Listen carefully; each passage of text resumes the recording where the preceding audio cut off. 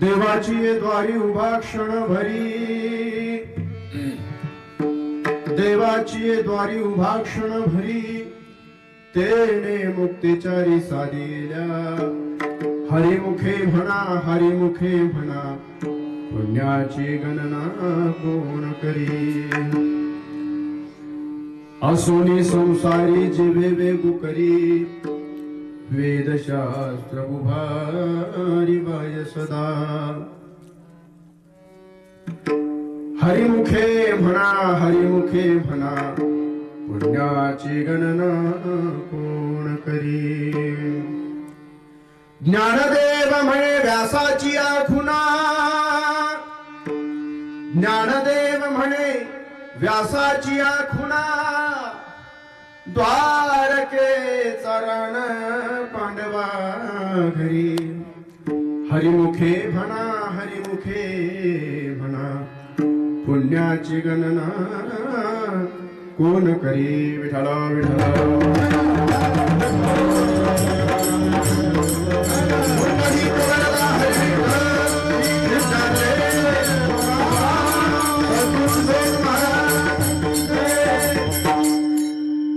समचरण सरोजम सांद्र नीलांबुदावम, जगननिहित पाणी मंडलम मंडनानाम. तरुण तुलसीमाला कंदरम कंजनेत्रम, सदय धवलहासं विठ्ठलं चिन्तयामि. पांडुरंगा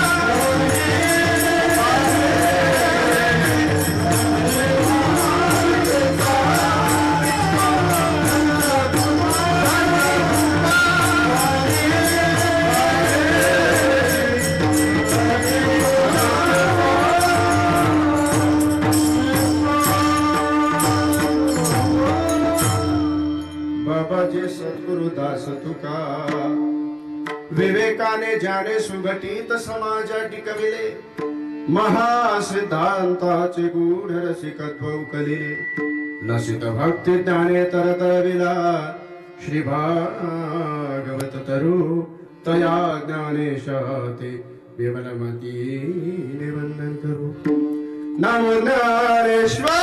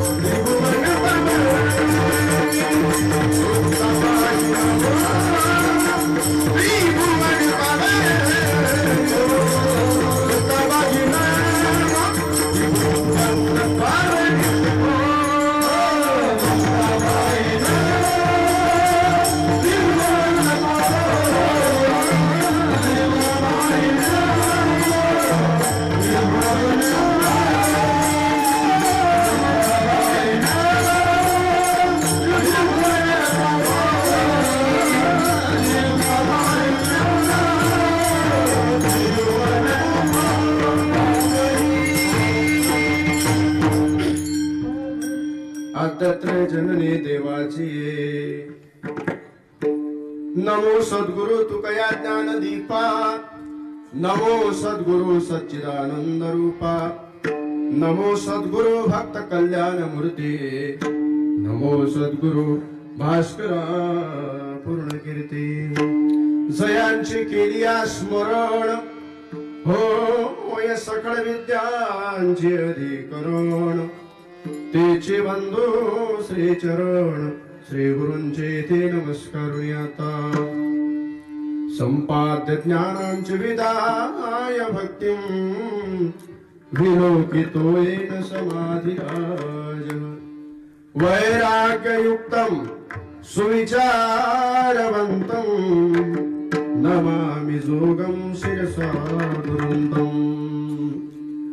लोकाभिरामं रणरङ्गधीरं राजीवनेत्रं रघुवंशनाथं कारुण्यरूपं करुणाकरन्तं श्रीरामचन्द्रं शरणं प्रपद्ये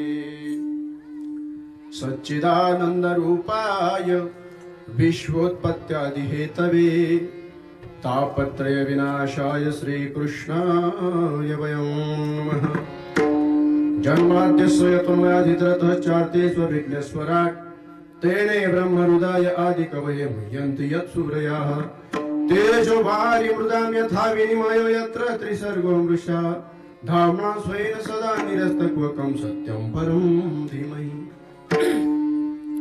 मनोजं मारुततुल्यवेगं जितेन्द्रियं बुद्धिमतां वरिष्ठं वातात्मजं वानरयूथमुख्यं श्रीरामदूतं शरणं प्रपद्ये मस्तकहे पायावरी यवार करी संतांच्या रायगडी मंदिरी असे माझा राया चरणासी अर्पितो आजन्मही काया जगदीश्वरासी जोडली ज्याची ख्याती प्रथम वंदितो मी तुम्हा शिव छत्रपती शिवाजी महाराज की धर्मवीर संभाजी महाराज की सद्गुरु जोग महाराज की विठ्ठल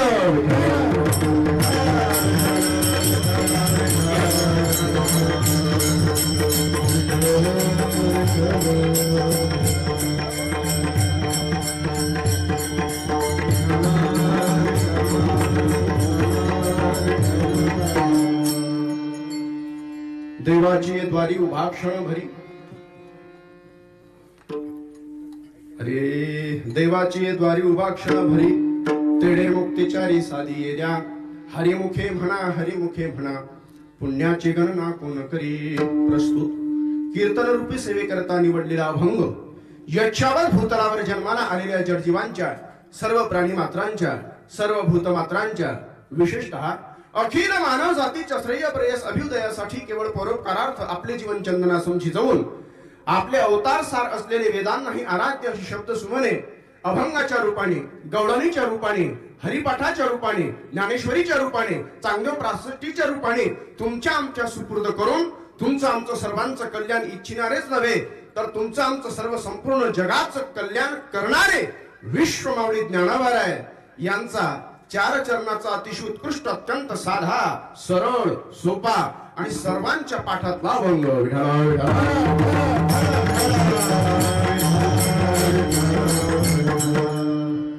अभंग चिंतनाला स्पर्श करण्या अगोदर थोडासा परिहार द्यायचा तो असा आपल्या या गावामध्ये चालू असणारा हा अखंड हरिनाम सप्ताह गेली 35 वर्ष झाली या ठिकाणी अगदी आनंदात उत्साहात आणि थाटामाटात पार पडला वर्ष 36वे त्रितपपूर्ती सोहळा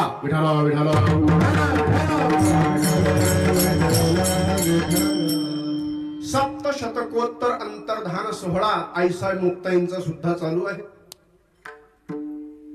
आणि या वर्षी तुमचा त्रितपपूर्ती सोहळा आला, हे तुमचं भाग्य आहे. सुंदर आपलं नियोजन आहे. भव्य दिव्य मंडप आहे. मंडपाला साजेशे गावाच्या मानाने श्रोते आहेत. 3 गावांचे असतील ना हे. नंबर 1, 2, 3. आनंद आहे. काही तरुण मंडळी आहेत, काही माता भगिनी आहेत, काही वयोवृद्ध मंडळी आहेत.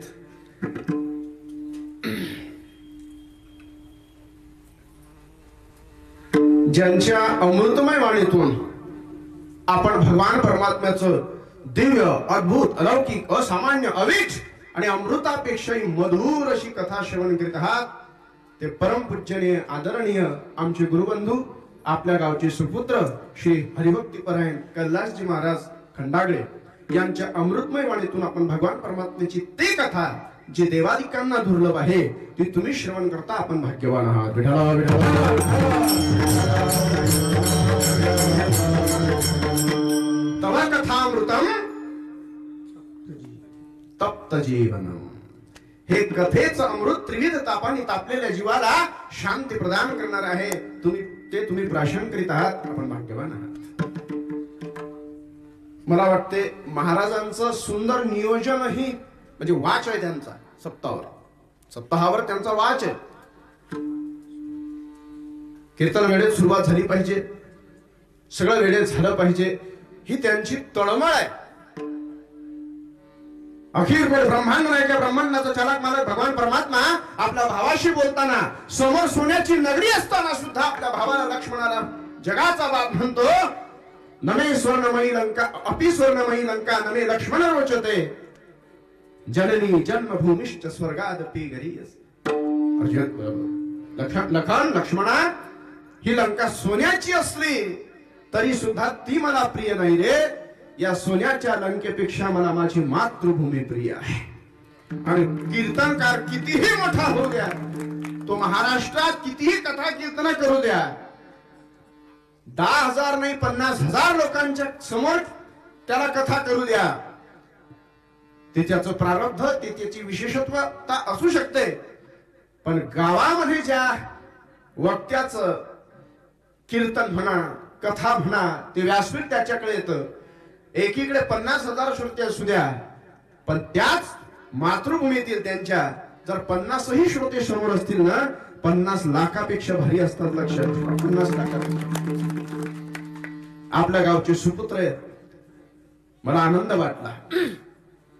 कथाकार म्हटले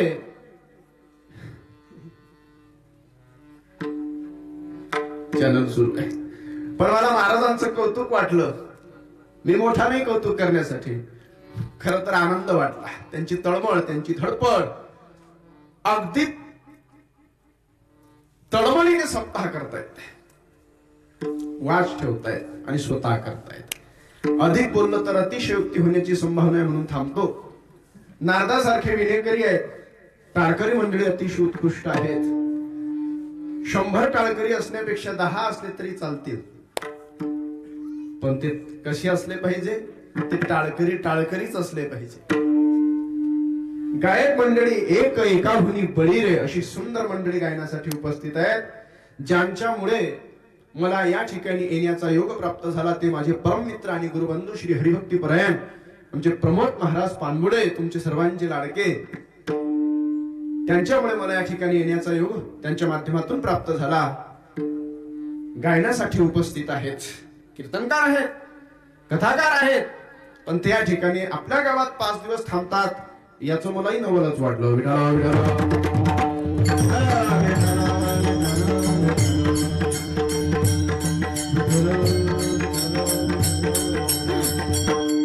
परम आदरणीय आमचे तुकाराम बाबा आहेत, विशारद आहेत. श्री हरिभक्तीपरायण राम महाराज, काय सुंदर आहे महाराज. कलाकाराकडे फक्त कला असून चालत नाही बरं. 21व्या शतकात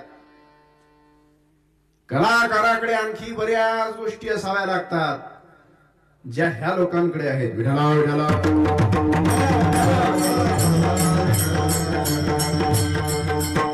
कीर्तनात बसल्यावर आपलं तोंड विठ्ठल विठ्ठल म्हणायला लवकर धजावत नाही, तयार होत नाही.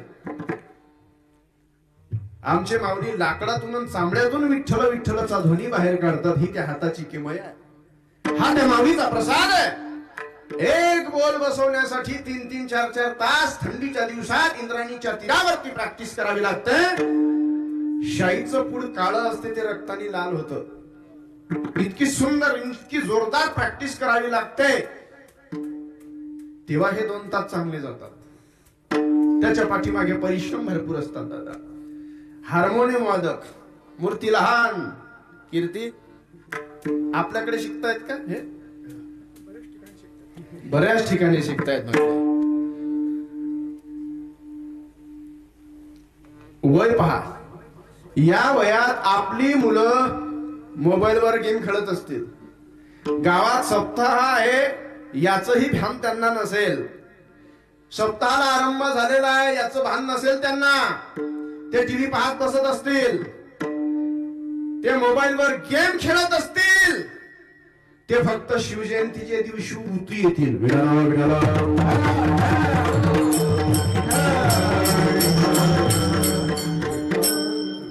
काय कौतुक आहे. हार्मोनियम घेऊन बसला कीर्तनामध्ये. साऊंडवाले उत्कृष्ट आहेत. 2-2 चौदार आहेत. एकीकडे तानाजी माणूस रे, एकीकडे बाजी प्रभू आहे. खिंड लढवा फक्त. शूटिंग वाले आहेत, माता भगिनी आहेत, मंडपवाले, साऊंडवाले. उद्या 2 फोकस असे मारा. अंधारात कोणी झोपलत कीर्तन करायला कळायला पाहिजे ना. विठाला विठाला.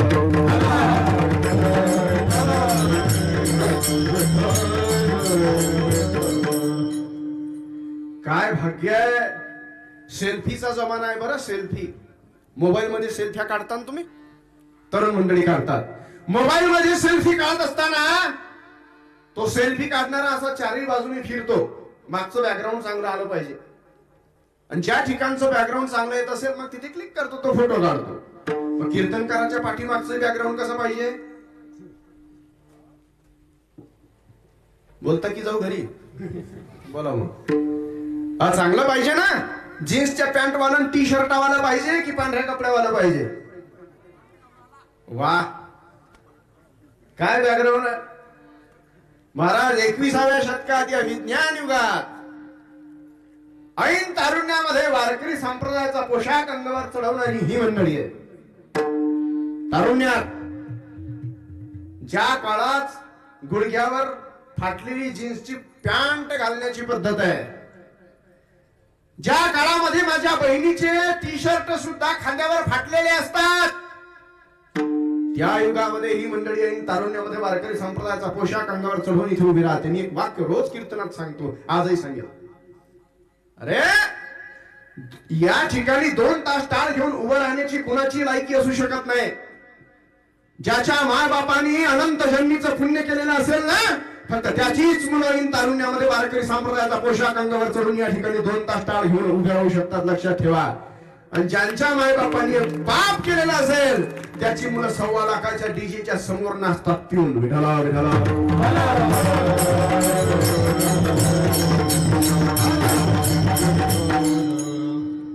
मी अधिक वेळ घेणार नाही आपला. संकल्पित वेळेत मला सेवा पूर्ण करायची आहे. पानपुडे महाराजांनी, आदरणीय कैलास महाराजांनी सांगितलं, महाराज शेतकरी वर्ग आहे, दिवसभर कथेमध्ये सुद्धा असतो. अधिक वेळ घेऊ नका, वेळेच्या पुढे जाऊ नका. 12:30 जास्तीत जास्त.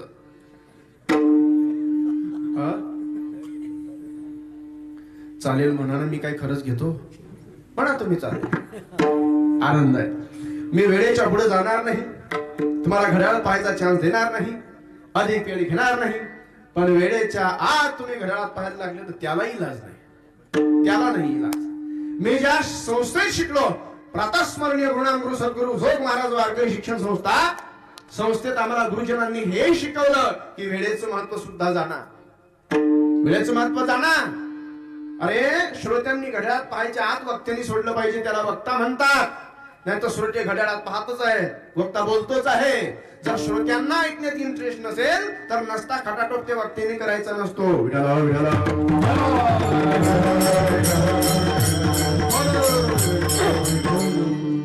स्वामी विवेकानंद म्हणतात, टाइम इज मनी. वेळेचं महत्व जाणून ज्याला वेळेचं महत्व कळतं तो जगात कुठे गेला तरी अनसक्सेस नाही, तो सफल आहे. Successful, very successful. संकल्पित वेळेत सेवा पूर्ण करायची आहे. माझ्या हातात मला वाटतं 1 तास 5 मिनिट असतील. अरे आकाशापेक्षाही व्यापक आणि सागरापेक्षाही सखोल शब्द आहेत माझ्या ज्ञानोबारायांचे. हजारो जन्म घ्यावे लागतील तरी ज्ञानोबारायांच्या एखाद्या शब्दावर पीएचडी करता येणार नाही. नाही करता येणार. माऊलींच्या शब्दावर बोलताच येणार नाही. पण माझ्यासारख्यानी काय बोलावं? माझं पामरा हे काय थोरपण, पायीचे वाहन पायीवरी. माझ्यासारख्यानी काय बोलावं? पण तरी सुद्धा एखाद्या तासामध्ये टच अँड गो या न्यायाप्रमाणे ज्ञानोबारायांच्या शब्दांना फक्त स्पर्श करतो आणि पुढे जातो.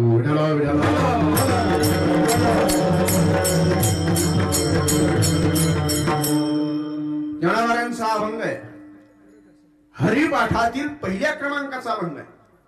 हरिपाठातील पहिल्या क्रमांकाचा अभंग आहे. हा अभंग जर हिंदू धर्मात जन्माला येऊन एखाद्याच्या कानावरही आलेला नसेल तर त्याने आपलं रक्त तपासून घ्या बाप हो. विठाला विठाला.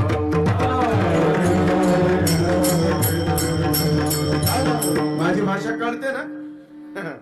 हिंदू धर्मामध्ये जन्माला येऊन माझ्या ज्ञानोबारायांच्या हरिपाठातील पहिला अभंग जर अजूनही कानावरही आलेला नसेल तर खरंच आपल्याला हिंदू म्हणून घेण्याची आपली लायकी आहे काय? याचा विचार तुम्ही करा. देवाची ये द्वारी. रोज संध्याकाळ झाली की आमच्या महाराष्ट्रामध्ये आवाज म्हणतो, देवाची ये द्वारी उभा क्षण देणे मुक्तीचारी सारी. हरिमुखे म्हणा हरिमुखे म्हणा पुण्याची गणना कोण अस्वती. हरिपाठ ऐकला की कशी संध्याकाळ जाते महाराज प्रसन्न. काकड्याने दिवस चांगला जातो. संध्याकाळी हरिपाठ ऐकणारे की रात्री वाईट स्वप्नी पडत नाही. ही वारकऱ्याची संध्या आहे. आणि अशा या हरिपाठातील पहिल्या क्रमांकाचा अभंग आहे. पहिल्या क्रमांकाचा अभंग. सज्जन हो, तुमचं आमचं फार मोठं भाग्य आहे की तुम्हा मला मानवाचा जन्म मिळाला. फार मोठं भाग्य आहे. अरे 83 लाख 99,999 जन्म पूर्ण झाल्यानंतर मग जन्म मिळतो मानवाचा. मग मिळतो मानवाचा जन्म. म्हटले महाराज म्हणतात, पाप पुण्य समान समी तैच पाविजे कर्मभूमी. मानवाचा जन्म मिळाला आणि तो भारतात मिळाला हे तुमचं आमचं खऱ्या अर्थाने भाग्य आहे. आता ते तुम्ही कीर्तनाच्या माध्यमातून ऐकता, संतांच्या नंतर मिळाला वगैरे वगैरे, हे सगळं तुमच्या पाठ आहे. मला अधिक वेळ त्याच्यामध्ये घालायचं नाही. मला फक्त इतके सांगायचं आहे, मानवाचा जन्म घेऊन तुम्ही या भारतामध्ये जन्माला आलात. लक्ष माझ्याकडे असू द्या. तुम्ही माझ्या रेंजच्या बाहेर नका जाऊ. फक्त ऐका, मानवाचा जन्म घेऊन तुम्ही आपण या भारतामध्ये जन्माला आलात ना, हे तुमचं आमचं फार मोठं भाग्य आहे. मानवाच्या जन्मामध्ये येऊन आपण आपल्या जीवनामध्ये काय केलं पाहिजे हे कळणं अत्यंत महत्वाचं आहे. आज जगद्गुरु शंकराचार्य म्हणतात 3 गोष्टी. विक्षेप करू नका कोणी. खाली बसा. विठ्ठला विठ्ठला विठ्ठला.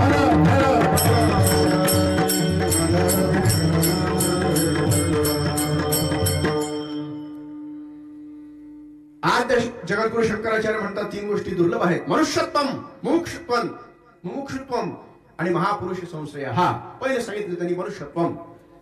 मनुष्य जन्म मिळणं फार फार दुर्लभ आहे. आपल्याला मिळालं आपल्याला. पण या मनुष्य देहाचं सार्थक कशात आहे हे कळणं अत्यंत गरजेचं आहे ना. नुसतं मिळाला आणि नुसतं आयुष्यभर ते एक म्हण आहे आपल्याकडे, पखालीचा हेला. मला नाही माहिती तुमच्याकडे आहे की नाही. काही लोक तिथे तू का लावतात. तू का म्हणे हला. आता 31 डिसेंबर आलं आणि हा 21व्या शतकातील तरुण वर्गाचा वारकरी संप्रदाय आहे. तुका म्हणे लावून जर कुणी नवीन वर्षाच्या पार्टीच्या शुभेच्छा दिल्या ना, हा आवाज ज्याच्या कानावर जात असेल त्यांनी खबरदार, विठाला विठाला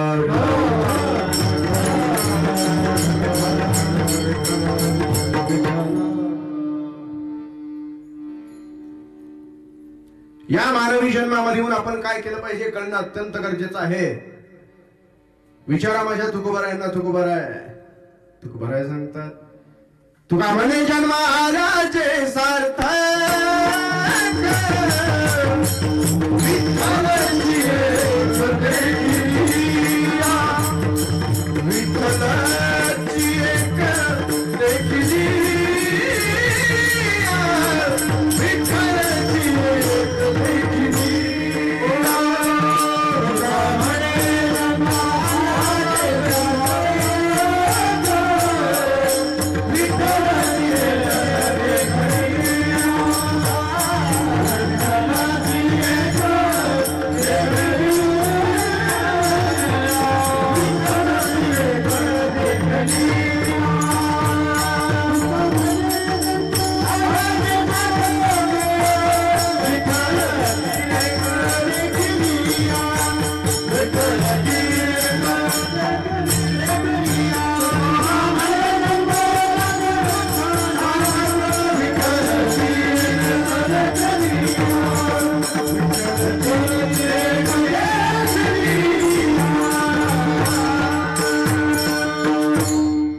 तुका म्हणे जन्म सार्थक, विठ्ठलाची एक देखिलिया.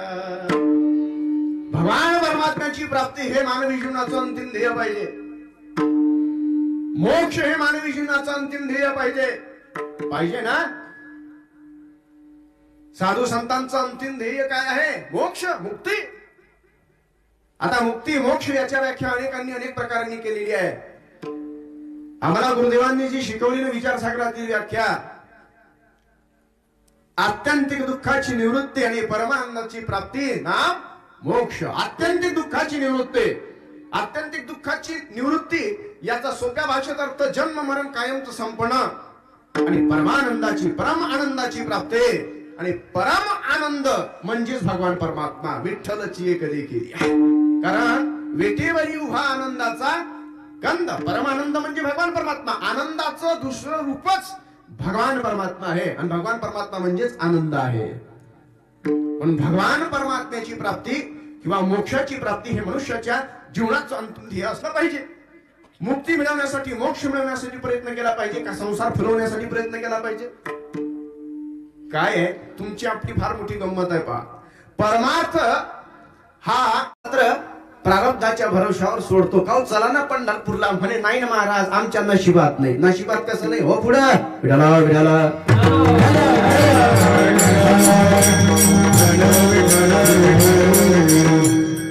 मोक्ष मिळवण्यासाठी प्रयत्न केला पाहिजे. पण महाराज मोक्ष मिळवणं काय केलं पाहिजे त्यासाठी? इतकं सोपं आहे का ते? इतकं सोपं आहे? मुक्ती मिळवणं, मोक्ष मिळवणं इतकं सोपं नाही आहे. मोक्ष मिळवण्याकरता सर्वात महत्वाचं आहे ते ज्ञान. कारण ज्ञानेविना मोक्ष नाही हा सिद्धांत. मानवी जीवनाचं सार्थक मोक्ष किंवा भगवत प्राप्ती. आणि मोक्षासाठी प्रयत्न करायचे असतील तर तुम्हाला ज्ञानाची प्राप्ती हवी, तरच तुम्हाला मोक्षाची प्राप्ती होऊ शकेल, अथवा नाही. काय सुभाषित आहे ते? कलया नरेंद्र, काय सुरुवात आहे त्याची? विठ्ठल विठ्ठल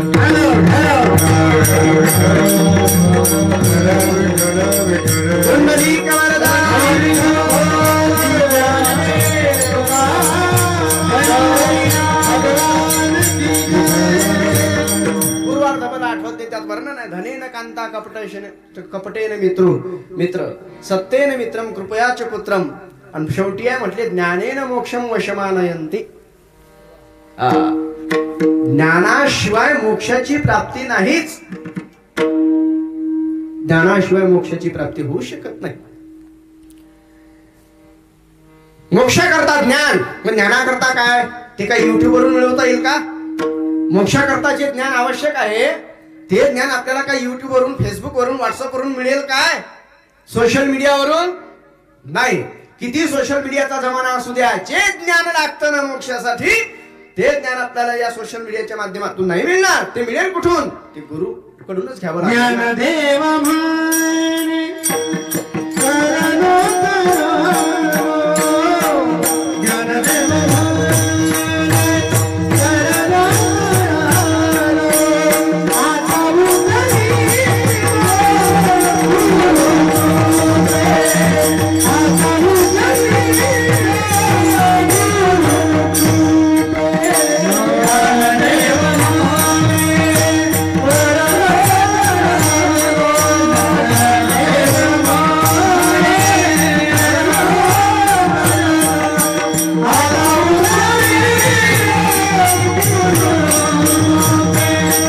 आता उतरी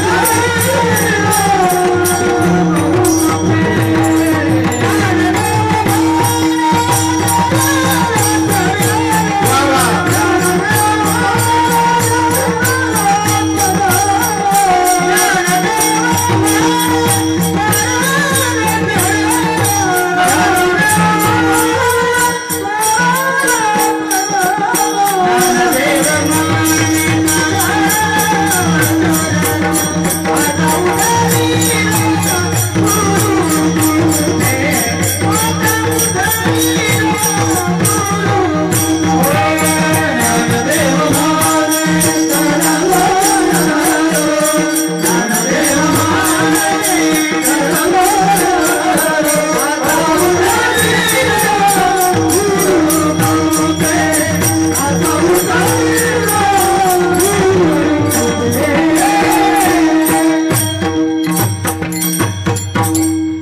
ज्ञानदेव म्हणे तरलो तरलो आठा उद्धरिल गुरुकृपे. मला आठवलं पहा महाराज ते सुभाषित. भावेन देवम कलया नरेंद्र धनेन कांता कपटेन शत्रू सत्तेन मित्रम कृपयाच पुत्रम ज्ञानेन मोक्षम वशमानयन्ति. देवाला वश करायचा असेल तर भाव पाहिजे, राजाला वश करायचा असेल तर कला पाहिजे, कलया नरेंद्र. पत्नीला वश करायचं असेल तर धन पाहिजे, धनेन कांता. शत्रूला वश करायचं असेल तर कपट पाहिजे, कपटेन शत्रू. सत्तेन मित्रम, मित्राला वश करायचा असेल तर पारदर्शकता पाहिजे, क्लिअरिटी इज पॉवर. पुत्राला वश करायचं असेल तर कृपा म्हणजे प्रेम पाहिजे, कृपयाचे पुत्रम. आणि मोक्ष मिळवायचा असेल तर ज्ञान पाहिजे.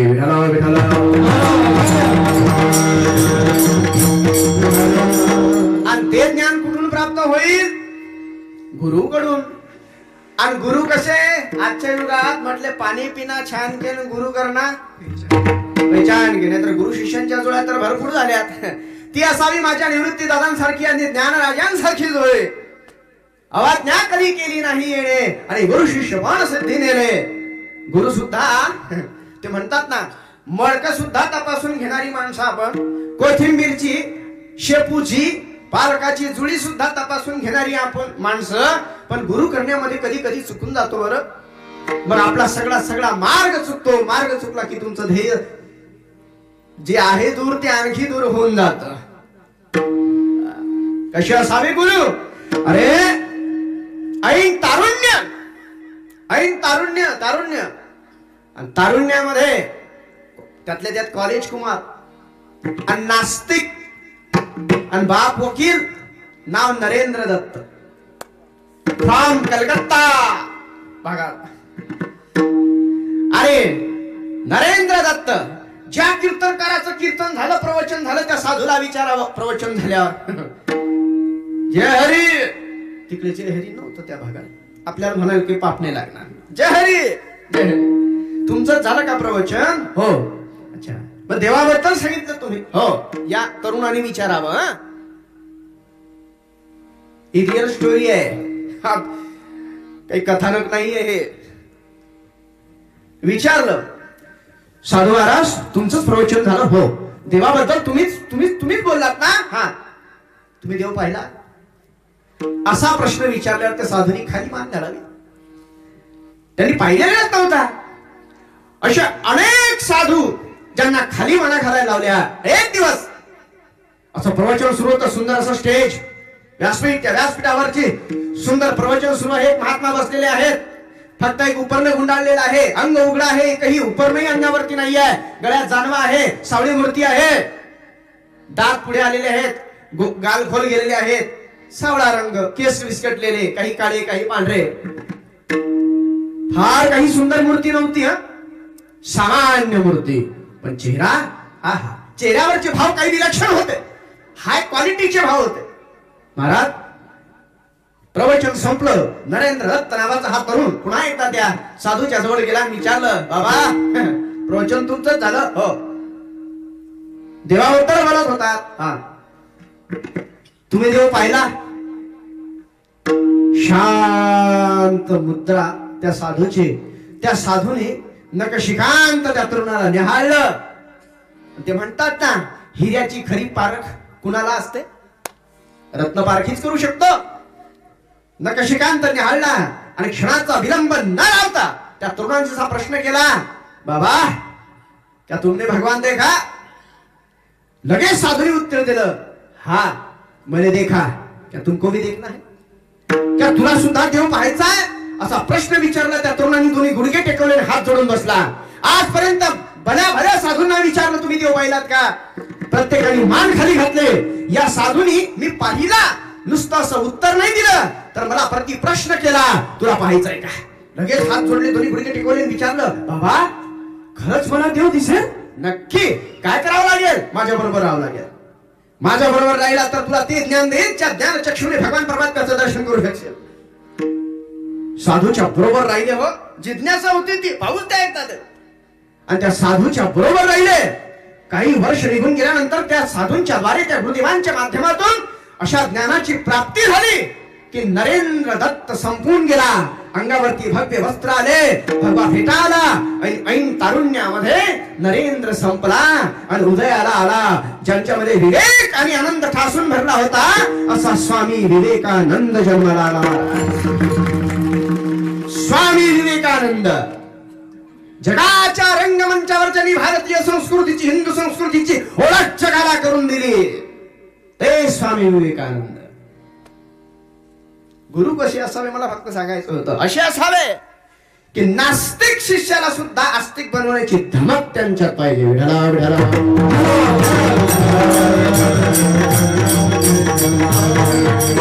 आणि मग गुरुदेवांच्याकडून ते ज्ञान प्राप्त झाल्यानंतर त्या ज्ञानाच्या द्वारे आपल्याला मोक्षाची प्राप्ती होऊ शकते, मानवी जीवनाचं सार्थक त्याच्यामध्ये. बर, मग विचारलं माझ्या ज्ञानाबारायांना, ज्ञानाबाराय गुरुची पारख आम्हाला नाही बा करता येणार, ते ज्ञान ग्रहण करणं आम्हाला नाही बा जमणार, आमच्यासाठी सोपा मार्ग सांगा ना की जेणेकरून आम्हाला मोक्षाची प्राप्ती होईल. तेव्हा ज्ञानाबारांनी स्मित हास्य करतात आणि तुमच्या आमच्या करता प्रश्न विचारणाऱ्या त्या सामान्य साधकांकरताच माझे माऊली ज्ञानाबाराय हरिपाठाची निर्मिती करतात. आणि या काही साधकांची जिज्ञासा ओळखूनच माझ्या ज्ञानाबारांनी मानवी जीवनाचं अंतिम ध्येय फर्स्ट नंबरवर घेतलं हरिपाठाच्या, की बाबांनो तुम्हाला मानवी जन्माचं अंतिम ध्येय आहे बरं मोक्ष. आत्यंतिक दुःखाची निवृत्ती, त्याची प्राप्ती, म्हणजे त्याची ही प्राप्ती हे अंतिम ध्येय आहे. म्हणून सुरुवातीलाच तुम्हाला त्याची ओळख करून देतो आणि जाणीव करून देतो. पण त्यासाठी तुम्हाला प्रयत्न करायचा असेल आणि बाकीचे प्रयत्न तुमच्यासाठी जर कठीण असतील, दुर्लभ असतील, तर तुम्ही फक्त एक करा. तुम्ही त्या भगवान परमात्म्याच्या उदाहरणामध्ये क्षणभर उभे राहा. अरे एक काय, 4 मुक्तीची प्राप्ती तुम्हाला होईल. अभंगाचं पहिलं चरण. देवाची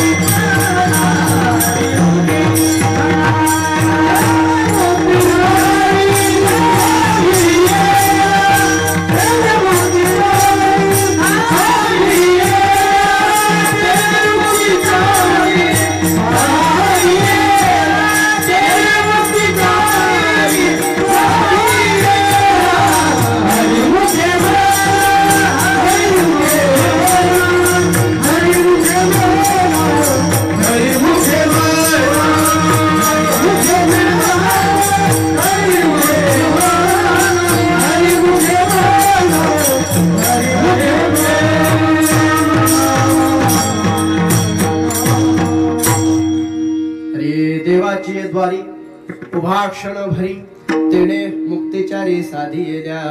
अभंगाच्या प्रथम चरणामध्ये विश्वमलिक गणावर म्हणतात देवाची द्वारी उभा महिनाभरी कि वर्षभरी, किती सांगितलं, क्षणभरी. क्षणभर तुम्ही भगवान परमात्म्याच्या द्वारामध्ये उभे राहा तेणे मुक्तीचारी साधी येल्या. क्षणभर म्हणजे आपण क्षणभर याचा अर्थ काय घेतो, अगदी सेकंदापेक्षाही कमी. क्षण म्हणजे आपण वेळ समजतो ना, ठीक आहे, वेळ जरी समजला तुम्ही तरी काही हरकत नाही, पण तो क्षण तो असावा जो द्रौपदीला साधता आला, तो क्षण तो असावा जो गजेंद्राला साधता आला, तो क्षण तो असावा जो प्रल्हादाला साधता आला. विठाला विठाला.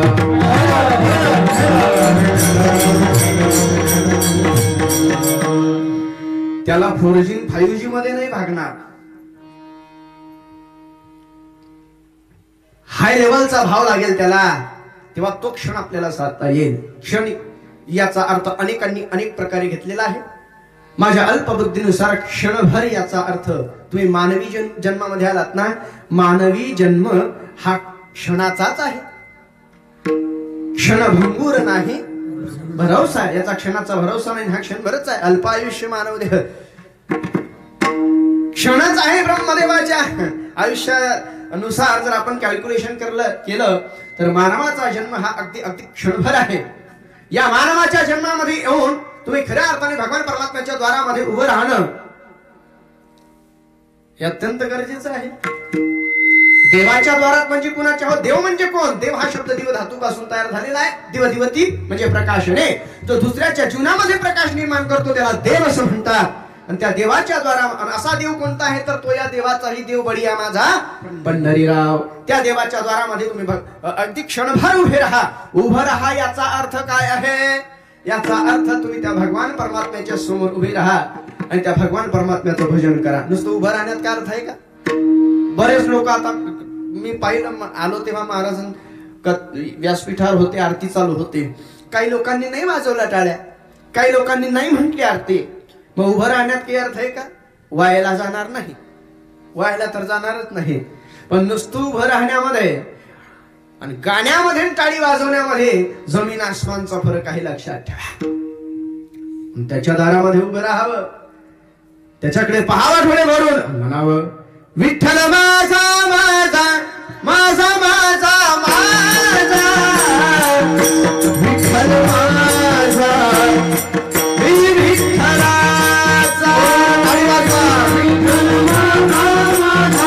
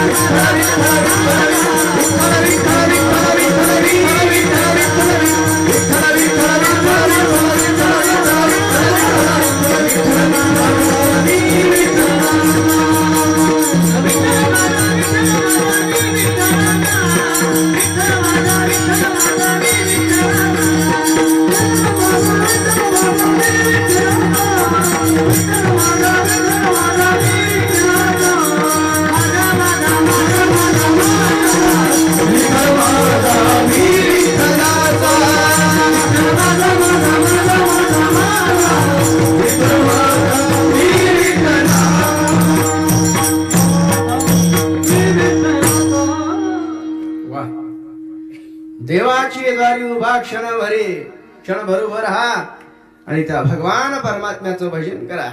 काय होईल मला? बस ते कनेक्शन जुळलं की तडे मुक्तेचारी साधी येल्या. तो क्षण साधता आला पाहिजे. 4 प्रकारच्या मुक्त्या: सलोकता, समीपता, स्वरूपता, सायुज्यता. सलोकता म्हणजे देवाचा लोक प्राप्त होणे, स्वरूपता म्हणजे देवासारखं स्वरूप प्राप्त होणे, समीपता म्हणजे देवाचं सानिध्य प्राप्त होणे आणि सायुज्यता म्हणजे भगवान परमात्म्यामध्येच विलीन होणे. 4 प्रकारचे मोक्ष सांगितले.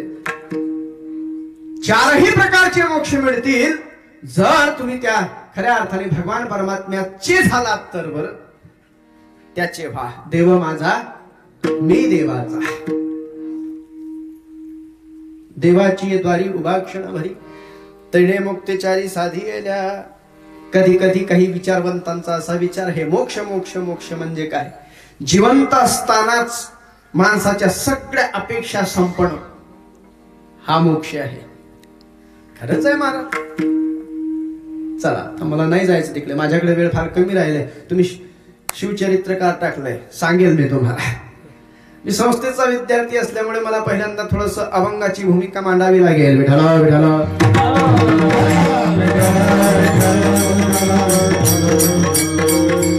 मी आता लगेच उडीच मारतो. ज्ञानोबा म्हणतात, तुम्ही देवाच्या दारामध्ये क्षणभर उभं राहून त्या भगवान परमात्म्याचं करा ना भजन, तुम्हाला 4 प्रकारच्या मुक्त्या प्राप्त होतील. 4 प्रकारचे मोक्ष तुम्हाला प्राप्त होईल, नक्की प्राप्त. अरे पुतनेला झाला, पुतनेला नाही का झाला? ती तर राक्षसीन होती, भगवान परमात्म्याला मारायला आली होती विष घेऊन, पैसान. पण तरी भगवान, बरं 4 पैकी सर्वात श्रेष्ठ मोक्ष भगवान परमात्म्याने पुतनेला दिला. म्हणतात ना ज्ञानोबा, तू सनकादिकाचे निमाय नाही, तू सायुज्य सौरास तू केला पुत्रे, जे विषाचे निस्तन पाणी मारू आले. आणि तू करू शकतोस. तुझे औदार्य जाणो स्वतंत्र,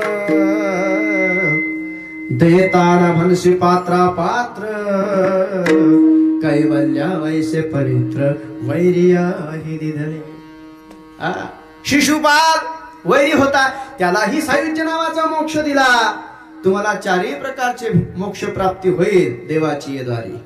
बस. आणि हे करीत असताना तुम्ही काय करा? नुसतं उभे नका राहू, काय करा? हरिमुखे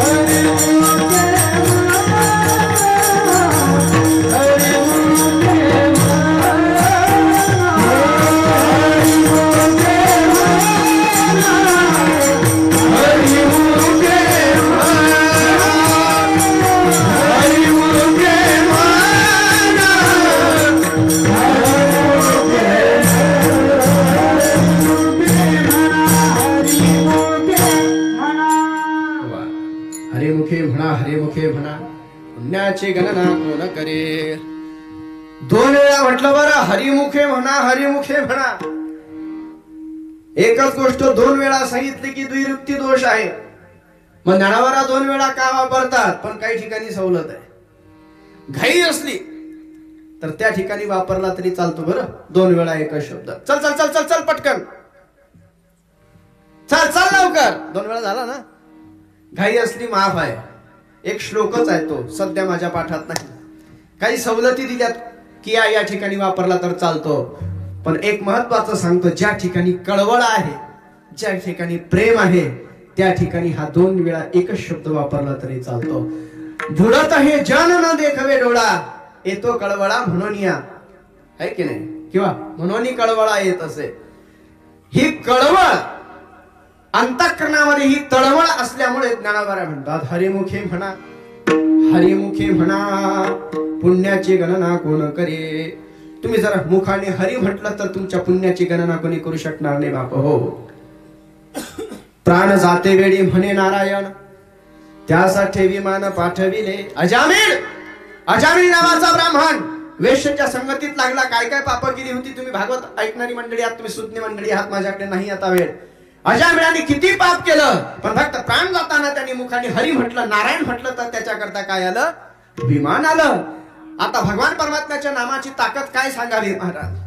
नाम संकीर्तन साधन पै सोपे, जडतील पापे जन्मांतरीची, हरी उच्चारणे अनंत पाप राशी, जातील लय शिक्षण मात्रे. घेताना विठोबाचे पर्वत जडती पापाचे. भगवान परमात्म्याच्या नामाची ताकद अलौकिक आहे, कोटी आहे, कोटी शतकोटी मध्ये सुंदर वर्णन केलेलं आहे. शेंपे बाबांनी लिहून ठेवलेलं आहे ते. नामाची ताकद काय आहे. 1 कोटी नामस्मरण जर केलं ना तरुण मंडळी, मी सांगेल तुम्हाला शिवचरित्र, पहिले माझ्या ज्ञानोबांचं म्हणणं आहे का, 1 कोटी नामस्मरण जर तुम्ही केलं तर तुम्हाला शरीर संपत्ती मिळेल. Health is wealth. सकाळी हे व्यायाम करायला जातात बरमुळ्यावर, फिरतात रोडने, पण कानात हेडफोन, तोंडात गुटखा,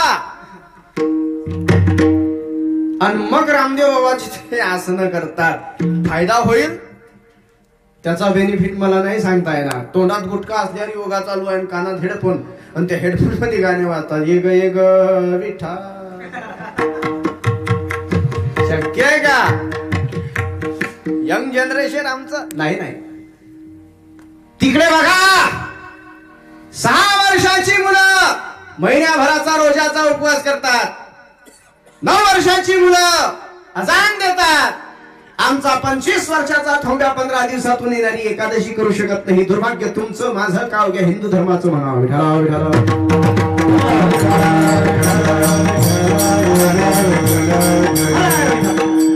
चला, शरीर संपत्ती कमवायची आहे ना, 1 कोटी नामस्मरण करा. मला नामाचा फायदा सांगायचा आहे. हरिमुखे का.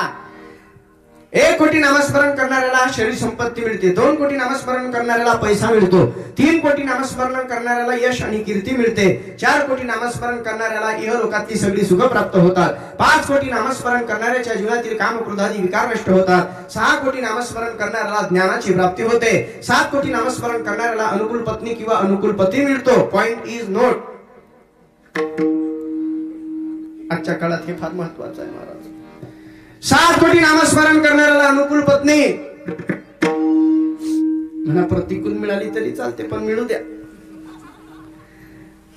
अनुकूल पत्नी किंवा अनुकूल पती मिळतो 7 कोटी नामस्मरणाने. 8 कोटी नामस्मरण करणाऱ्याच्या जीवनातील अपमृत्यू टळतो, 9 कोटी नामस्मरण करणाऱ्याला स्वरूप साक्षात्कार होतो, 10 कोटी नामस्मरण करणाऱ्याच्या जीवनातील संचित कर्म संपून जाते, 11 कोटी नामस्मरण करणाऱ्याच्या जीवनातील क्रिमार कर्म संपून जाते, 12 कोटी नामस्मरण करणाऱ्याच्या जीवनातील काम प्रारब्ध कर्माचा नाश होतो, आणि 13 कोटी नामस्मरण जर केलं तर ज्या देवाचं नामस्मरण केलं तो देव प्रत्यक्ष भेट देतो. म्हणून हरिमुखे म्हणा, हरिमुखे म्हणा, विठाला विठाला.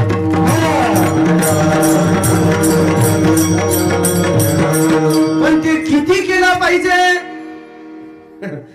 किती वेळा, किती, आता त्याला काही मर्यादा नाही.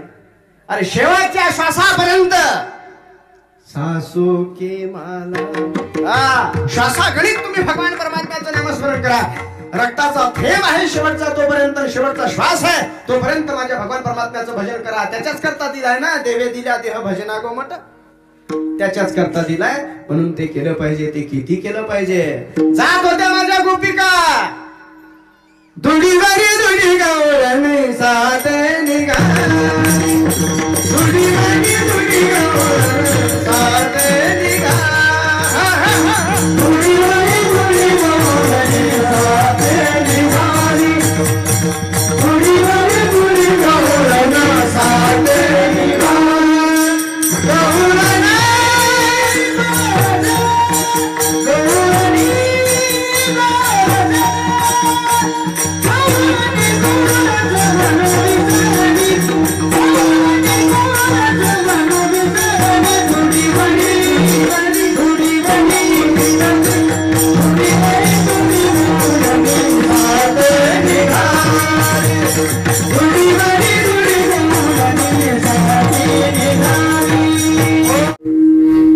नरका नारायण म्हणजे आहे. तुम्ही राम म्हणा तर खरं, वाल्याचा वाल्मिकी होऊ शकतो. वाले इतकी ताकद तर नाही आपली. आपण उंदर मारले असतील, झुरळ मारले असतील, त्यांनी ब्राह्मण मारली. अरे ब्राह्मण मारल्यावर छोटासा दगड रांजणामध्ये टाकावा, आणि रांजणामध्ये एका रांजणात 7 बैलांची पात फिरत होती असं मी ऐकलं. पण आजच्या माणसाची उंची त्या मानाने आजच्या रांजणाची उंची, हजारो वर्षापूर्वी माणसाची उंची आणि त्या मानाने त्या रांजणाची उंची हरकत नाही मानायला. विठाला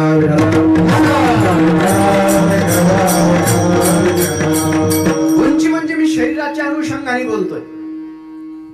तर चला, मुद्दा हा आहे की हरिमुखे म्हणा, तुम्ही हरिमुखे म्हणा, पुण्याची गणना कोण करी. तुम्हाला अमाप पुण्याची प्राप्ती होईल, तुमची पाप सगळी जळून जातील.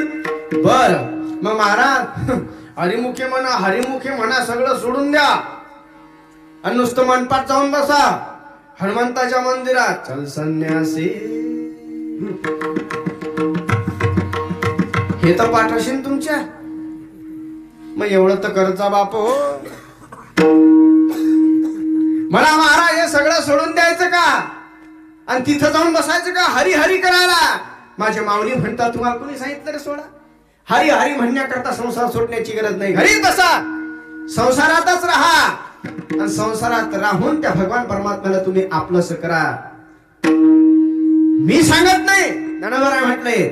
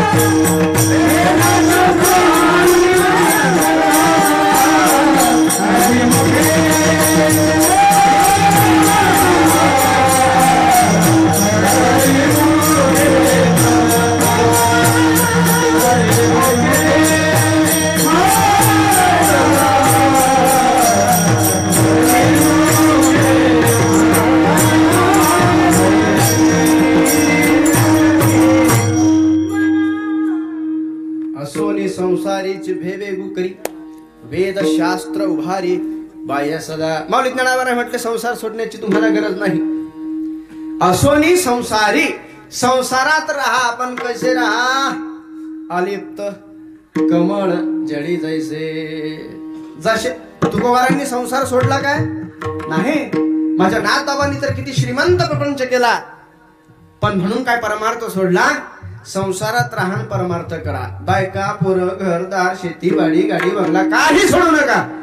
हे सगळं करीत असताना फक्त एकच करा संकल्पावी माया संसाराची. ती संसारात राहा माया नका करू संसारावर. ती माया संसारातली काढा देवाच्या चरणावर समर्पित करा. असोनी संसारी कारण हा संसार कसा आहे हा नाशवंत आहे. संसार दुःख मूळ आता हे प्रमाण तुमच्या सगळे पाठ आहेत. संसार कसा आहे दुःख बांधवडी आहे हा संसार. या संसारामध्ये तुम्ही किती काहीही कमवण्याचा प्रयत्न करा दादा हा तुमच्या उपयोगी पडणारच नाही. वयाच्या 90 वर्षापर्यंत प्रयत्न करतो काही झालं तरी चालेल 1.25 कोटीचा बंगला बांधलाच पाहिजे. वयाचा 20-21व्या वर्षापासून प्रयत्न करतो आणि वयाची 90वी ओलांडली तेव्हा बंगला परिपूर्ण झाला. पण राहायला किती मिळणार आहे त्यात किती मिळणार आहे राहायला. आयुष्य एक वस्तू गोळा करण्यामध्ये समाप्त करून टाकलास. इतका माणूस अज्ञानी आहे. महाराज कितीही कमवा.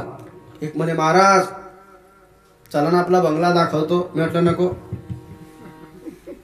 चला म्हणे चला चला म्हटलं चला. आता गेलो बघायला तो बंगला पाहिला एवढा मोठा बंगला. मी म्हटलं बाप रे बाप किती खर्च आला हो. म्हणे 2.5 कोटी. 50 लाखाचं नुसतं बाथरूम आहे महाराज. म्हटलं अशी काय व्यवस्था त्यात. हे बटन दाबलं गरम पाणी हे बटन दाबलं थंड पाणी हे बटन दाबलं की असं साबण रोबोट सारखे हात पुढे येतात म्हणे साबण घेऊन. हे बटन दाबलं की शॅम्पूची बाटली डोक्यावर उलटी होते. हे बटन दाबलं महाराज की रोबोटचे हात पुढे येतात आणि ते शॅम्पू घासून देते केस.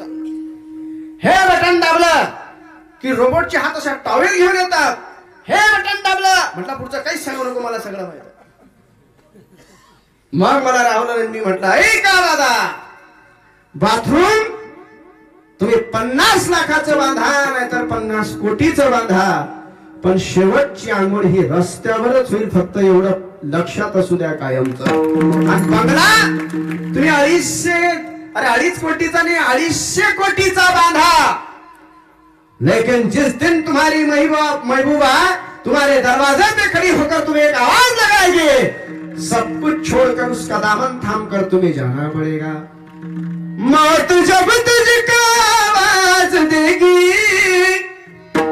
घर से बाहर निकलना पड़ेगा. जिंदगी एक किराए का घर है.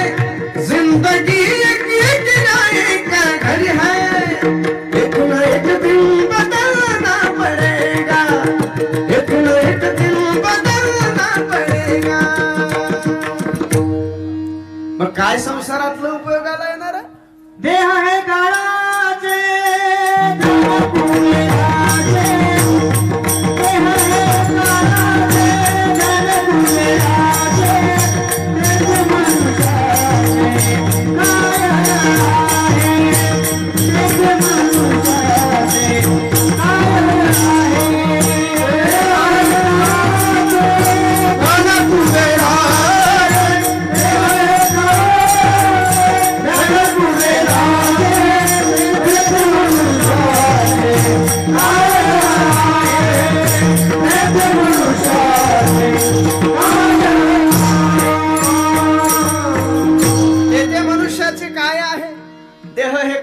धन कुबेराचं आहे मला आपलं काही नाही.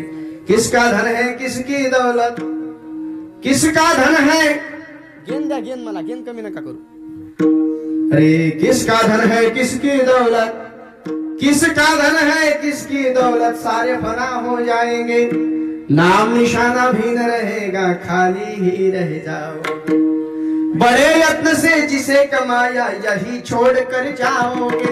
खूब कमाया धन को पर हम कुछ भी ना ले जाएंगे. कुटुंब कबीले 10 दिन रोकर फिर से चुप रह जाएंगे. तेरे कमाए धन के के ऊपर फिर वो मौज मनाएंगे। तेरे मेरे जैसे सारे, तेरे मेरे जैसे सारे मिट्टी में मिल जाएंगे। नाम निशाना भी न रहेगा, खाली ही रह जाओगे। सगळं सोडावं लागेल। म्हणून या संसारावर प्रेम न करता सोनी संसारी जीवे वेगू करी वेद शास्त्र उभारे बाह्य सदा। वेद शास्त्र हात उभारून हे सांगता आणि नुसतं वेद शास्त्र नाही तर ज्ञानदेव म्हणे व्यासाची या खुणा। द्वारकेचा राणा पांडवा घरी विठोबा रखुमाई।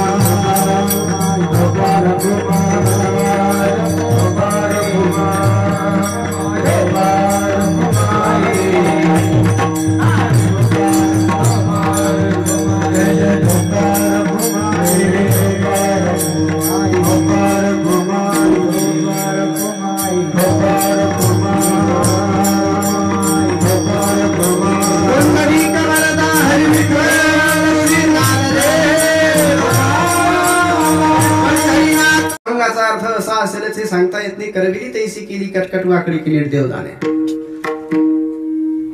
उरला वेळ माझ्या बांधवांनो मी याकरता घेतोय की आपला धर्म धोक्यात आहे, चोबाजूनी आक्रमण होते आहे। येणारा काळ तुमच्या पुढच्या पिढी करता तुम्ही कान उघडे ठेवू नये का? पुढचा काळ तुमच्या पुढच्या पिढी करता फार भयानक आहे। तुम्ही आज जागे झाले नाही तर तुमच्या पुढच्या पिढीला सप्ताह देखील करता येईल की नाही मी साशंक आहे।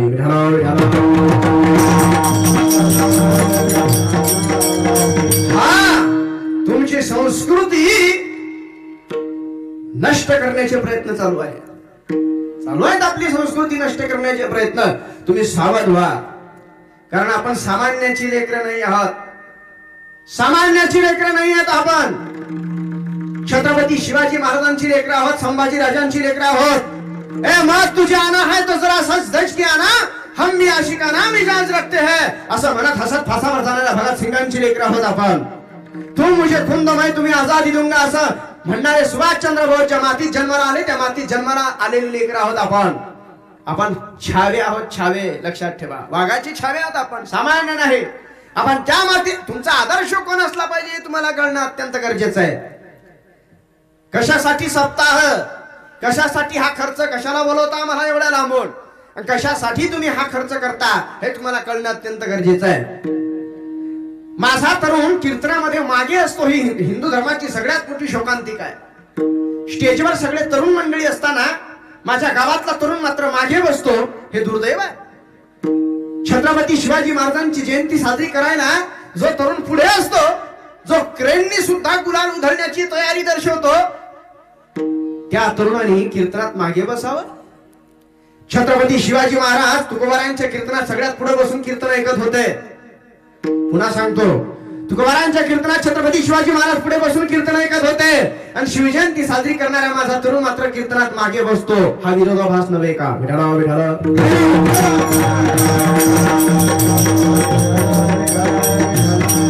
हा विरोधाभास नाही, लक्षात ठेवा। सामान्याची लेकरं नाही आहोत आपण। तुमचा आदर्श शाहरुख खान, सलमान खान, सैफ अली खान असू नये। तुमचा आदर्श तो भगत सिंह असावा।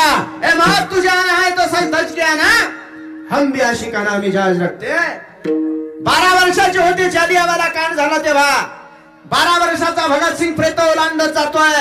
हजारो लाखो भारतीयांचे प्रेत पडलेले आहेत। जालियावाला कांड झाला, भगत सिंगांनी 12 वर्षाचं, ओनली 12 इयर्स, 12 वर्षाच्या भगत सिंगांनी जावं रक्ताने लाल झालेली ती माती मुठीमध्ये घ्यावी, घरी यावं, डबीत भरावी, ती डबी एका कापडात गुंडाळावी, पाटावर ठेवावी, दिवा लावावा, अगरबत्ती लावावी, फुलं अर्पण करावे. बापाने विचारलं, भगत क्या कर रहे हो? तेव्हा भगतसिंगांच्या डोळ्यात अश्रू आले. भगतसिंगांनी स्वतःच्या डोळ्यांनी तो आक्रोश पाहिला होता. वय वर्ष 12, आपलं सावितलं पोरग. वय वर्ष 12 असताना भगतसिंगांनी सांगितलं, बापू ये मेरे हिंदुस्तानियों के खून से लाल हुई रंगी हुई मिट्टी है. बापू मैं कसम खाता हूं, मुझे सौगंध है इस मिट्टी की, इस अंग्रेजों को भारत से खदेड़ने में मैं कोई कसर नहीं छोड़ूंगा. मैं इन अंग्रेजों को छोड़ूंगा नहीं बापू. वय वर्ष 12 आणि 12 वर्षाचा हा भगतसिंग एक दिवस खड्डा खोदत होता आणि काहीतरी त्या खड्ड्यामध्ये टाकत होता. बापाने निरखून पाहिलं, बंदूक होती, बंदूक, आणि खड्ड्यात टाकली, माती टाकली त्याच्यावर. 12 वर्षाच्या पोराला भगतसिंगाच्या वडिलांनी विचारलं, भगत क्या कर रहे हो? 12 वर्षाच्या भगतसिंगांनी सांगितलं, बापू मैं इनकलाबी हो रहा हूं, जमीन में बंदूकें बो रहा हो. एक भी से हजारों बंदूकें पैदा होगी और अंग्रेज गिर नहीं पाएंगे, इतनी गोलियां चलेंगी बापू, मैं इन अंग्रेजों को छोड़ूंगा नहीं. वय वर्ष 12. हा आपला आदर्श असावा. एवढंच नाही, 16 वर्षाचे भगतसिंग झाले. आई सांगते, भगत लग्न कर, लग्न कर भगत, लग्न कर. तेव्हा भगत सिंह सांगितलं, नहीं मां, मैं शादी नहीं करूंगा, क्योंकि मेरा जन्म शादी करने के लिए नहीं, मेरा जन्म तो भारत माँ की सेवा करने के लिए हुआ है. आग्रह केला महाराज आईने, पण आईचं मन मोडता येत नव्हतं. आईचं मन मोडता येत नव्हतं, म्हणून भगतसिंग घर सोडून गेले. ऐका दादा, भगतसिंग घर सोडून गेले. काही दिवसांनी वडिलांनी पाहिलं, भेटले भगतला आणि विचारलं, भगत घर छोड़कर चले आए? घर छोड़कर चले गए भगत, क्यों किया ऐसा? 16, 17, 18 वर्षाच्या भगतसिंगांनी सांगावं, बापू मैं अपनी माँ का दिल नहीं दुखा सकता था, मैं उसका दिल नहीं तोड़ सकता था. मैंने अपनी माँ को समझाया कि मैं शादी नहीं कर सकता. वडिलांनी सांगितलं, भगत तो क्यों नहीं कर लेते शादी, कर लो शादी. 16 वर्षाच्या भगतसिंगांनी आपल्या बापाला सांगावं, बापू गुलाम भारत में किसी और की मांग में सिंदूर भरने का मुझे कोई हक नहीं बापू.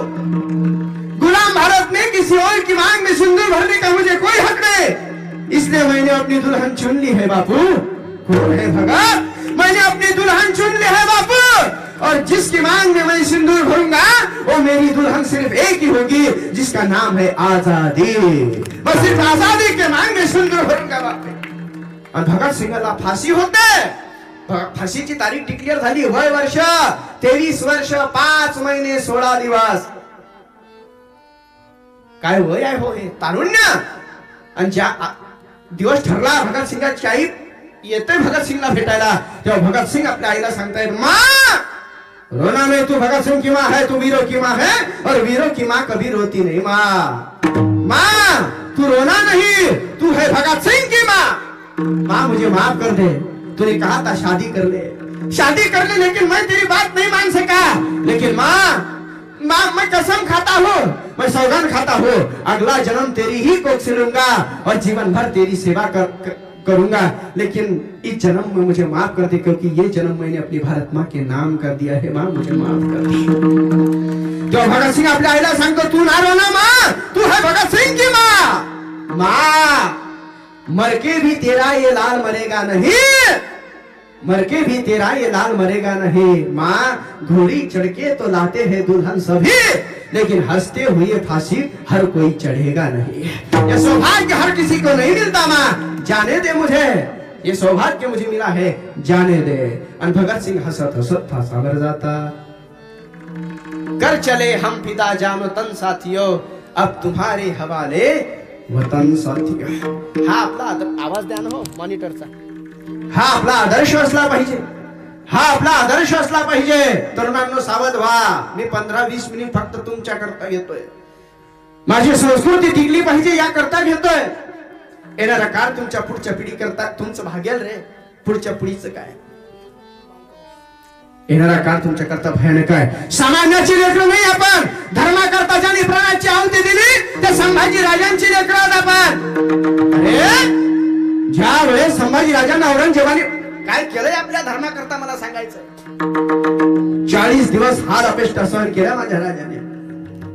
40 दिवस औरंगजेबाच्या समोर जेव्हा साखरदारांनी बांधलेल्या संभाजी राजाला आणि कवळ कलशाला उभं केलं, त्यावेळेस औरंगजेबानी नखशिकांत निहाळलं संभाजी राजांना आणि औरंगजेब म्हणतोय काफर दूसरी मुलाकात आई संभा से हमारी दूसरी पहली तब जब ये 9 वर्ष का था अपने अब्बा के साथ शिवाजी राजा के साथ आगरा में आया था तब पहली मुलाकात और ये दूसरी बहुत तरसाया इस काफर ने बहुत तड़पाया इस संभा ने औरंगजेब उतरतो 15-20 फुटावरून संभाजी राजांना नखशिकांत निहाळतो आणि संभाजी राजांना म्हणतो अब संभा बोल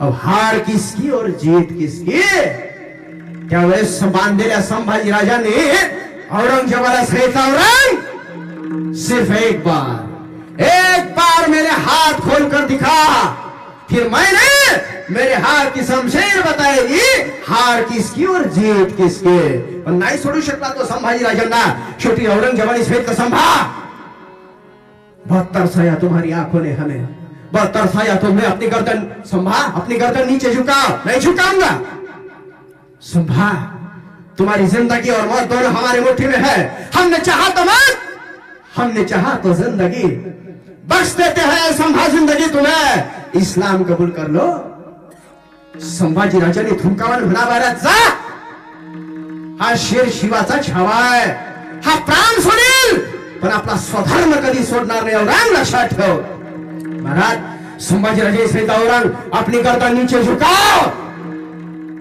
नहीं झुकाओगी अपनी आंखें नीचे झुकाओ अपनी आंखें तो नीचे झुकाओ संभाजी राजा सहित नहीं झुकाऊंगा नहीं झुकाएगा नहीं झुकाऊंगा तो निकाल दो इसकी आंखें लाल बुंद लोखंडी सळया केल्या गरम अग्नीमध्ये 2 लोखंडी सळया गरम केल्या लाल बुंद केल्या माझ्या संभाजी राजांच्या डोळ्यात खुपसल्या जशा लोखंडी सळया संभाजी राजांच्या डोळ्यात खुपसल्या तशी मेंदूला ठणक केली रक्ताच्या चिरकांड्या डोळ्यातून बाहेर पडल्या आणि काळे कुट्ट छिद्र या ठिकाणी निर्माण झाले आणि आकाशाकडे पाहून माझा शंभू बाळ आक्रोश करतोय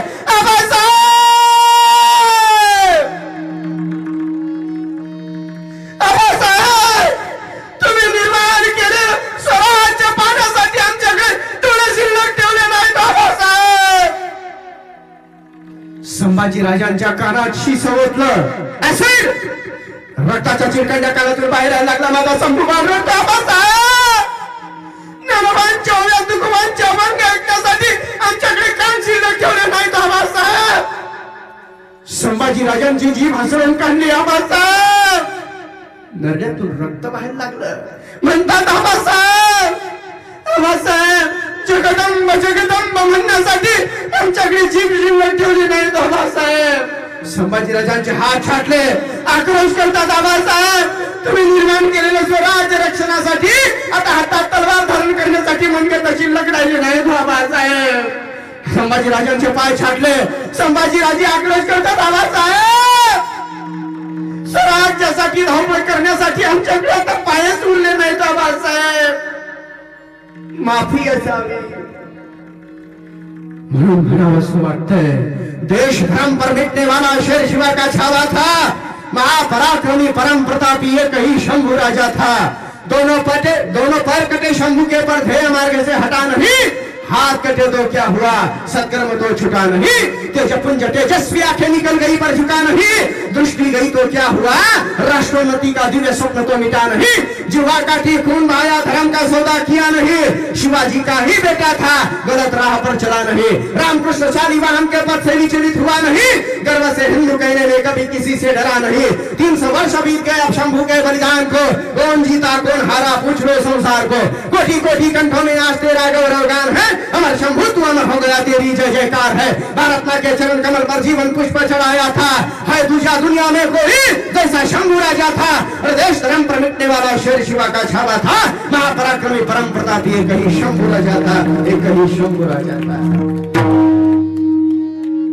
स्वतःच्या प्राणाची आहुती तुमच्या आमच्या धर्मासाठी माझ्या राजाने दिली आपण काय करतोय आपण आपला धर्म आपली संस्कृती आपण स्वतः पायाखाली तुडवतो माय बाप मॉनिटरचा आवाज द्या आपले संस्कार आपली संस्कृती आपण पायाखाली तुडवतोय माय बाप आपल्या 1.5 फुटाच्या शेंड्या वाढल्या फक्त कपाळावर शिवगंध आला फक्त आणि छत्रपती शिवाजी महाराजांचे शिक्के असणारे फक्त टी शर्ट आले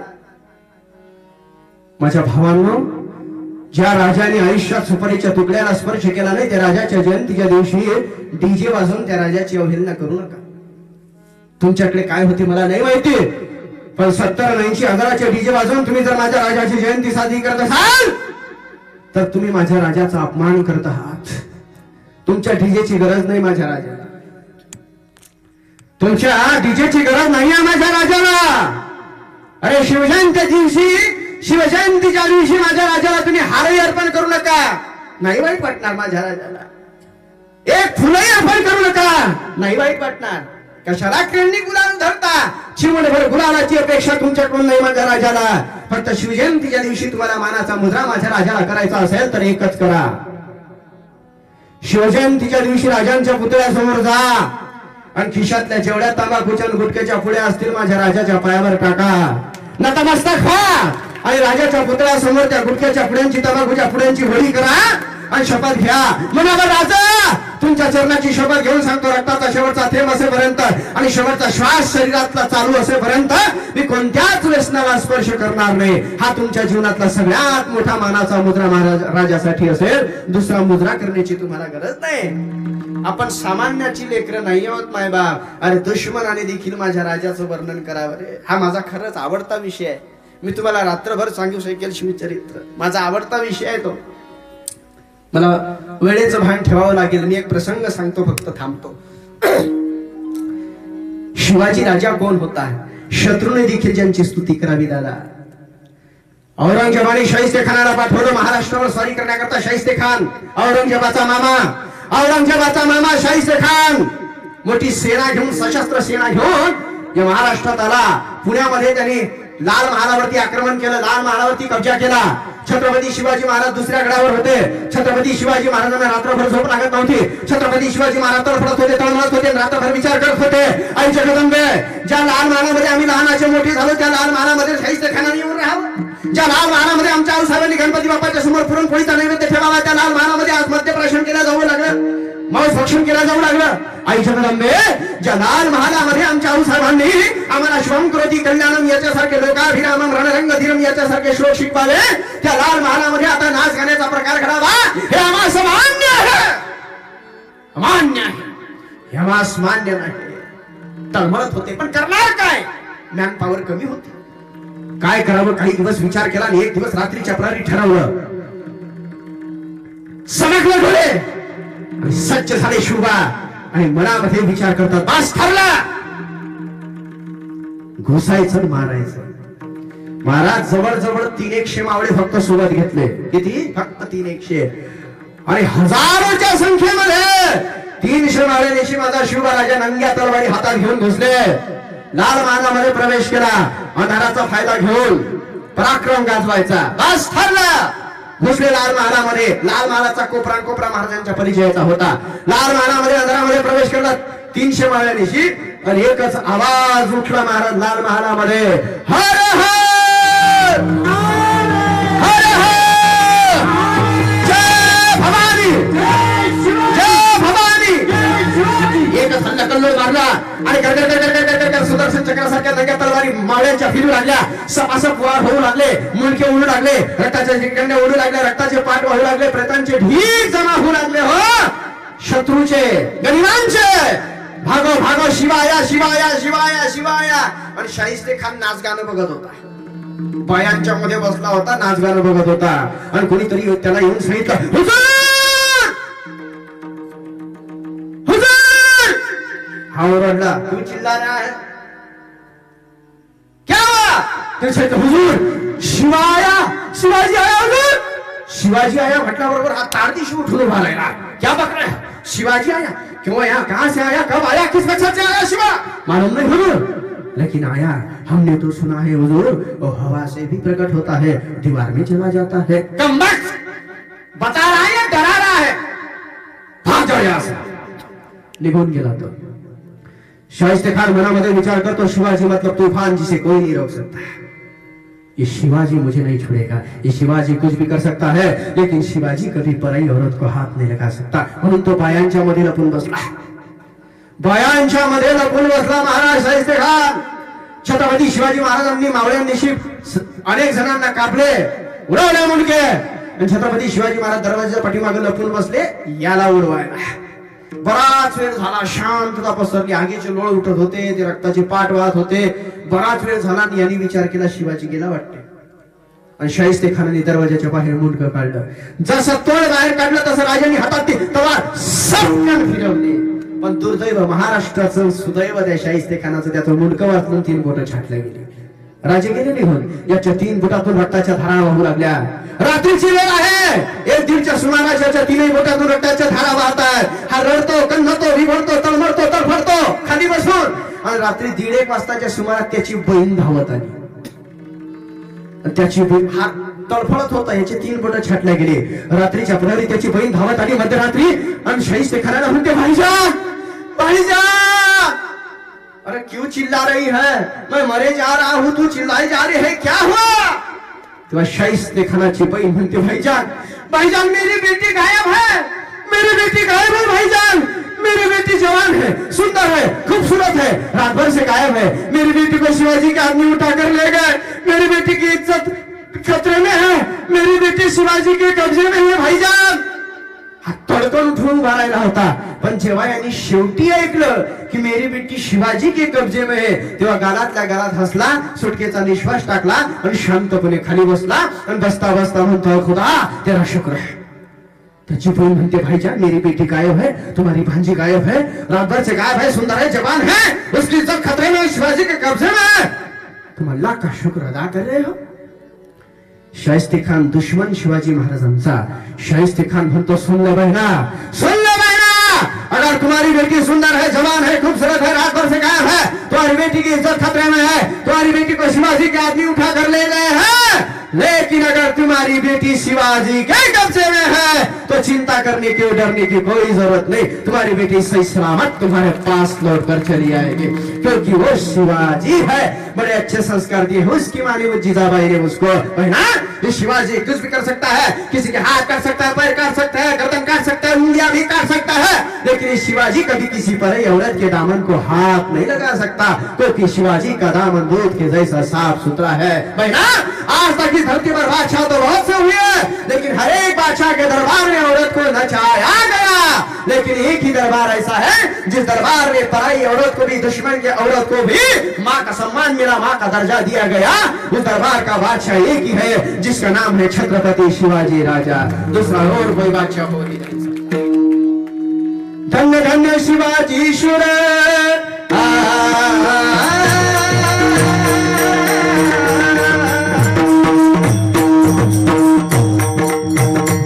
धन्य धन्य शिवाजी शुर, धन्य धन्य शिवाजी शुर, धन्य धन्य शिवाजी शुर, पराक्रमी थोर जय जय जय, पाजुनी पाने दुष्ट मुगला, हरविलास स्वराज्या दैत्या, कीर्तीचा टंका भिडे गगनास, कीर्तीचा टंका भिडे गगनास, कीर्तीचा टंका भिडे गगनास, कीर्तीचा टंका भिडे गगनास. वेळ संपली माझी दादा, माझं लक्षच नाही, 5 मिनिट वर झाले. ऐका, धन्य धन्य जी शिवाजी शूर, अशा छत्रपती शिवाजी महाराजांची लेकरं तुम्ही आपण आहोत. आपण आपला धर्म, आपले संस्कार, आपली संस्कृती सांभाळा. चंद्र सूर्य असेपर्यंत गावातला सप्ताह चालला पाहिजे, याचा आपण भान ठेवा. फॅशन व्यसन याच्यातून बाहेर निघा. सप्ताहाची धुरा तरुणांनी आपल्या खांद्यावर घ्या. आणि सगळ्यात शेवटची इज व्हेरी इम्पॉर्टंट, महत्वाची सूचना, आपल्या पोरी सांभाळा. येणारा काळ तुमच्या पोरी करता सुद्धा भयानक आहे. आमच्या अकोल्यातली स्थिती जर पाहिली ना, आकडा मोठा आहे बाबा. पोरी पळून जाण्याचा, मग नंतर रडतात. तुम्ही संस्कार देण्यात कुठेतरी कमी पडताय तुम्ही. तुमच्या पोरी तुम्हाला सोडून चालल्या, तुमच्या पोरी तुम्हाला बाप म्हणायला तयार नाही. का चालल्यात दुसऱ्याचा हात धरून? संस्कार कमी पडतात. मला स्वातंत्र्यावर घालायचा नाहीये माझ्या बहिणींच्या, पण स्वातंत्र्य याची मर्यादा आपण आखली पाहिजे. 70% अंग उघडं ठेवणं म्हणजे स्वातंत्र्य असू शकत नाही. त्या बापाला लाज वाटली पाहिजे जो असे कपडे घालण्याची परमिशन आपल्या मुलीला देतो. बस मुली सांभाळा. माझ्या बहिणी इथं बसलेल्या असतील, अंधार आहे मला नाही दिसत आता. माझ्या बहिणींनो, कीर्तनकार म्हणून नाही सांगत, तुमचा भाऊ म्हणून शेवटची विनंती करतो. 1 मिनिटात थांबतो.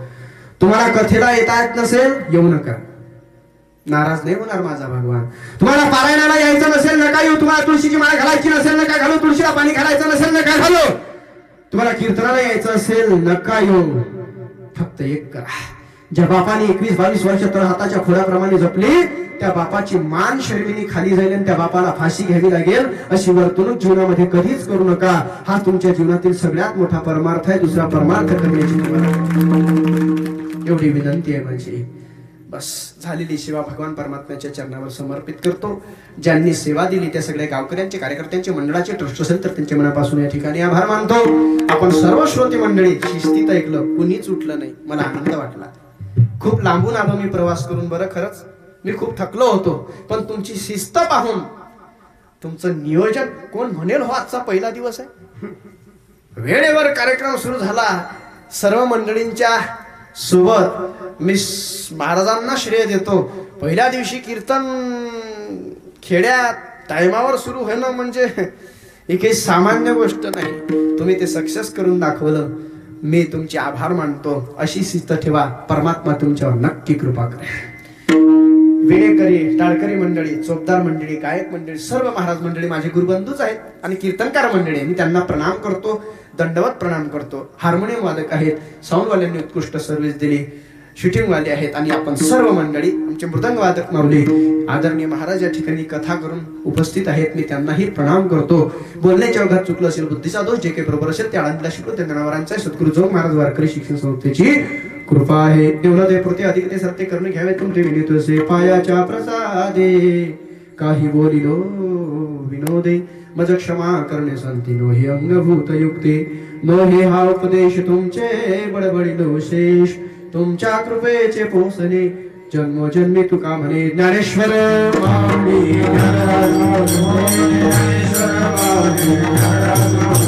ज्ञानेश्वर माऊली